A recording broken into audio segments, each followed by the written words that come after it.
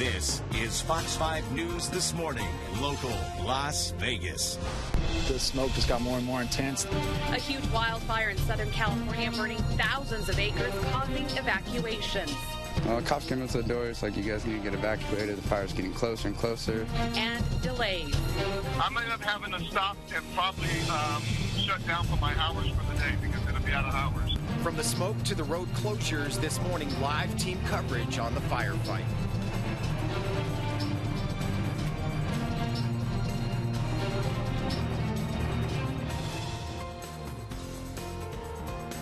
Incredible images out of Southern California. Good morning, everyone, on this Wednesday. I'm Dave Hall. And I'm Maria Silva. Thanks for joining us. Let's get straight to that Bluecut fire. Right now, the fire is burning out of control, destroying land and structures in San Bernardino County. 34,000 homes are being threatened, and the I-15 is still shut down in the area. We have team coverage this morning. Ken and Les standing by to discuss both air quality and road closures related to the fire. Yeah, and Peter Dawson will join us at about 6:30 from the Red Cross shelter to give us an update on all of the evacuation orders happening today. Also, we're going to talk to the executive director of the Red Cross in that area to talk about the kind of people that are coming in and the kind of help that they need and you guys can provide right now. Yeah, but first let's send it over to Mike Doria, who is live from the scene of the fire near the I-15 near Hesperia. And Mike, earlier you were showing us the flames. Now it's light out there. We can see all this smoke as well.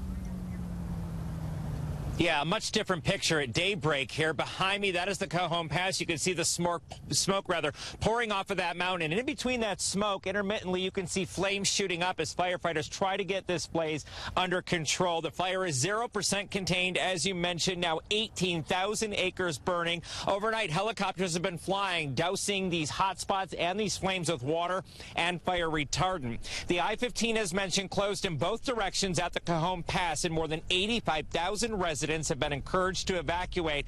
It's about 34,000 homes that have now been affected by this fire, and even more are being threatened at this hour. Now, the dryness due to a long-standing drought coupled with heavy winds fanned the flames, causing them to spread rapidly. Several shelters are set up. The one in Hesperia, where we are at, is at the Sultana High School. Oh, it's insane. When it came through earlier, it was a huge wall of flames. I mean, there's nothing you can do. Even the fire trucks were just overwhelmed. It was insane. So basically right now, the I-15 southbound at exit 148, that's at Hesperia, that is as far as you can go. There are a lot of tractor trailers that are lined up there because they cannot simply make their deliveries. Back out here live in Hesperia, you can see the skyline and just clearly the division between the blue sky, as it naturally should be, and that smoke that is spilling over in the horizon. Now, we can tell you that there are more than 700 firefighters who are tackling these flames from nearby departments, about 105 engines in all that are working on that fire behind me. And essentially right now it's just a wait and see game. The more they are in there trying to do it, you don't know what the conditions are going to be like. It is not windy out here now, but it does have a little bit of a breeze in the air. We can tell you this is probably the busiest that Hesperia has ever been. A lot of people getting to that I-15 south at exit 148, where the town is where you exit for the town. A lot of people just stuck here. There's nowhere else they can go, Dave and Maria. Again, though, we are monitoring that portion of the Cajon Pass behind me there where the smoke is coming from, because every now and again you can see flames shoot up, again, as firefighters try and gain control of this blaze that is moving quickly in Southern California here. Yeah, and some of that smoke could be drifting our way. We're going to talk to Les about that in just a little bit. Mike Doria live for us. Thank you, Mike. We'll check back in with Mike throughout the morning. Yeah, great job out there. Thank you so much, Mike. Well, Yvette Basinger, the executive director of the San Bernardino Red Cross, joins us now to discuss the current response efforts happening in that area. We've been talking about all the evacuations happening. Right. All right, good morning, Yvette. Thanks for joining us this morning. We know you're very, very busy today. Right off the bat, can you tell us, were you guys prepared for this kind of influx of help that was going to be needed by you guys? How surprised, obviously, were you by this? Yes, thank you. Good morning. I think because of the eruption of the fire and the siege, our initial 2 locations were equipped and ready to support hundreds of people.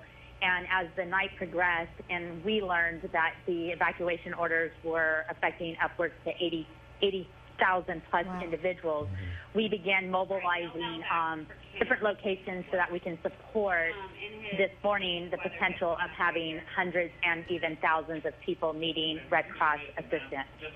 And Yvette, let's talk about those evacuation orders. Are they mandatory right now? Yeah, just mass spray. I do have, and this was as of about 11:30 last night, the mandatory orders that were in multiple communities. So we do have mandatory orders in the community of Wrightwood, Light Oak Creek, West Oak Hills. So there's some additional ones, and like you indicated, the 15 freeway is still shut down. Hey, Yvette, obviously the size and scope of this fire and the number of evacuations that we're hearing about could be overwhelming for what you guys are trying to do. For the viewers here in Las Vegas who are watching right now, is there anything they can do? What do you need the most that people here in Las Vegas can help you out with? Thank you. I think for your viewers, the best way they can help the American Red Cross right now is to support us by going to redcross.org or calling 1-800-RED-CROSS and making a financial donation to support our efforts. And if they want to get more information, how they can learn how to volunteer, is to contact their local Red Cross and get involved that way. And definitely at this time, we appreciate the interest that the viewers may have, but please, donations of water, food, or clothing cannot be processed at the Red Cross location. So that's a very difficult donation for us to take in.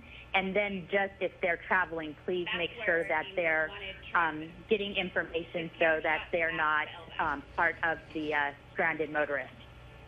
All right, Yvette, thank you so much for joining us. We'll continue to check in with you throughout the morning. We thank you for all you are doing. And as we've been mentioning, more than now at 85,000 people are being affected by the evacuation warnings from the Bluecut fire. You can donate directly, as we heard there, to the disaster relief through the Red Cross 3 different ways. You can donate over the phone at 1-800-RED-CROSS or online at redcross.org. You can also text the word Red Cross to 90999 to make a $10 donation.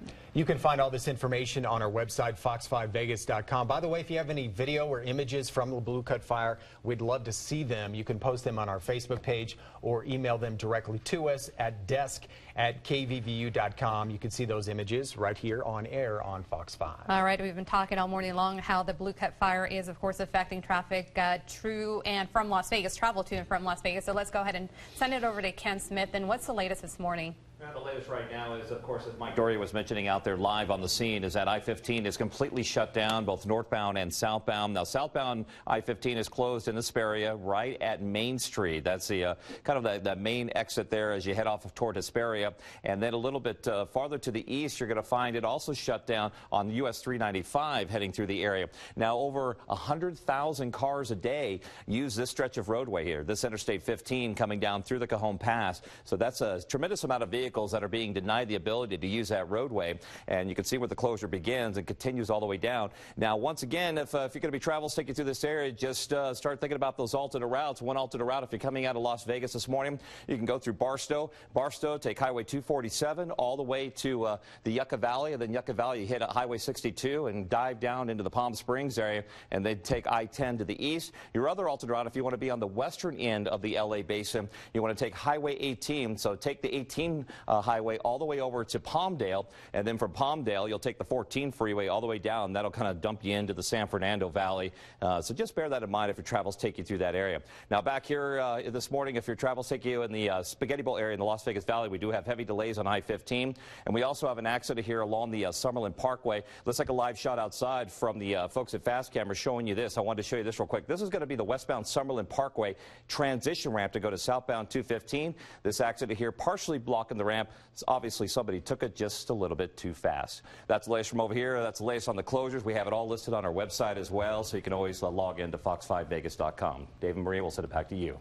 All right, Ken Smith, thank you, sir. Obviously, we saw during Mike Doria's live shot a lot of smoke back there, and a lot of that smoke is going to be drifting our way. Let's check in with Les Criffenden to see how much of an impact that could have today, Les. Yeah, guys, if you take a look at our StratCam, and let's bring it up full, and you can see that already we've got some smoke sitting over the Las Vegas Valley. At this time of the day, a lot of it is very close to the surface level. Now, as daylight happens, and of course, obviously, as the sun starts to have a bigger impact on our daytime temperature, temperatures. That smoke is going to rise, mix in the atmosphere, and create hazy conditions today. All that being said, it is going to be an air quality issue day here today. No question about it. 84 degrees right now. Got a southeast wind at 3 miles per hour and the humidity at 7%. You can see all that smoke already in our picture here from the StratCam looking out around the valley. Look at this picture. Every picture tells a story, as Rod Stewart once said. This is a look at the 15 near Victorville yesterday as that fire erupted. 18,000 acres so far,